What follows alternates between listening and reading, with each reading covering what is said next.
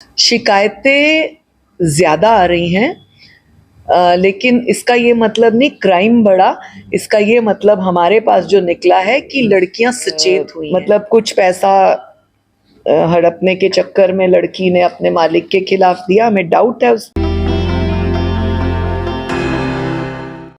हर व्यक्ति अपनी अपनी ड्यूटी निभा रहा है। राज्य महिला आयोग व थानों में महिलाओं की शिकायतें बढ़ने लगी हैं। इसका मतलब ये नहीं कि महिलाओं के खिलाफ अपराध बढ़ने लगी है। दरअसल महिलाएं अब जागरूक हो चुकी हैं। ये बातें हरियाणा राज्य महिला आयोग की चेयरपर्सन रेणु भाटिया ने जन सुनवाई के दौरान कही। पुलिस आयुक्त कार्यालय में आयोजित जन सुनवाई कार्यक्रम में कुल 12 मामले सामने आए। 12 मामलों में से 3 मामलों को जांच के बाद निरस्त घोषित। महिला आयोग की चेयरपर्सन रेणु भाटिया ने बताया कि एक महिला ने अपने मकान मालिक पर गंभीर आरोप लगाते हुए शिकायत दर्ज कराई, जो संदिग्ध जान पड़ता है, जिसके जांच के आदेश पुलिस को दे दिए गए हैं।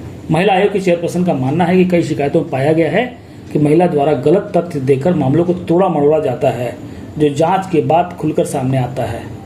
ऐसे झूठे और बनावटी शिकायतों को देखते हुए ऐसी महिलाओं के खिलाफ विभाग कार्रवाई की तैयारी में जुटी हुई है। जीजा जी आप बताइए, अंकिता आप हो? हाँ बताओ।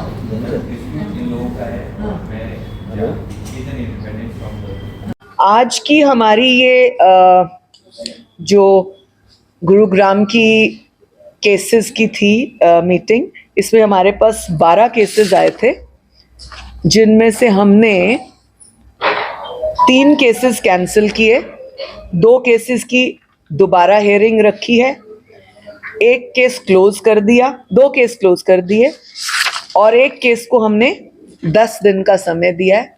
1 केस में हमने फैसला खर्चे का बनता था पत्नी का, उसको 5,000 रुपये महीना तय करके हमने वो फैसला किया।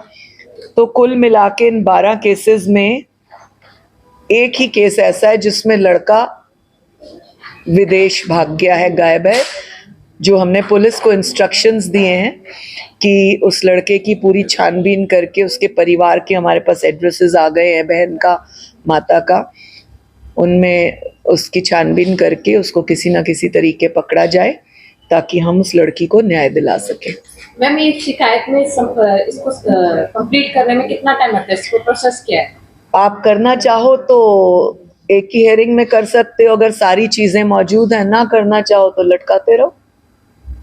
पहले की अपेक्षा अब शिकायतें ज्यादा आ रही हैं या कम हुई?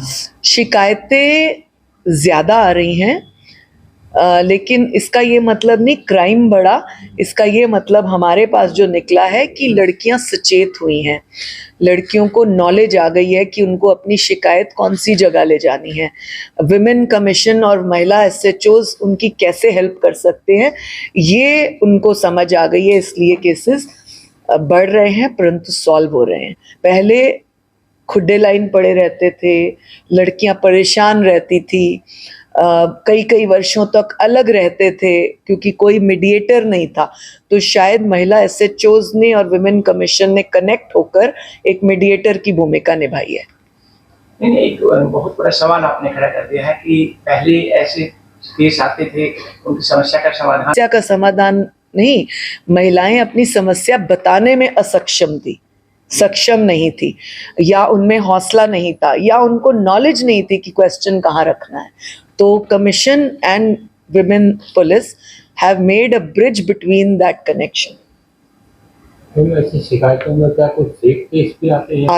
आते हैं। आज ही हमें एक डाउट है एक केस का, जो एक प्रॉपर्टी मतलब कुछ पैसा हड़पने के चक्कर में लड़की ने अपने मालिक के खिलाफ दिया। हमें डाउट है उस पर। आज ही हमें एक डाउट है एक केस का, जो एक प्रॉपर्टी मतलब कुछ पैसा हड़पने के चक्कर में लड़की ने अपने मालिक के खिलाफ दिया। हमें डाउट है उस पर और हमने उसकी पूरी डिटेल्ड इंक्वायरी करने का प्रयास किया। क्या कार्रवाई होगी अगर ऐसे केस पे? सेम धारा, अगर लड़का उस कुछ गलत करता है तो वही धाराएं हैं। अगर कोई फेक केस आता है, लड़की करती है, तो भी 182 है, सेम धारा। तो इसीलिए मैं आपके चैनल्स के माध्यम से बेटियों को आगाह करूंगी कि अगर आपकी जेन्युइन कंप्लेन है तो जरूर आए। महिला आयोग, महिला पुलिस आपके साथ स्तंभ की तरह खड़ा है, परंतु आप किसी को फंसाना चाहते हैं, गलत करना चाहते हैं, then women commission and women police both will work against you also.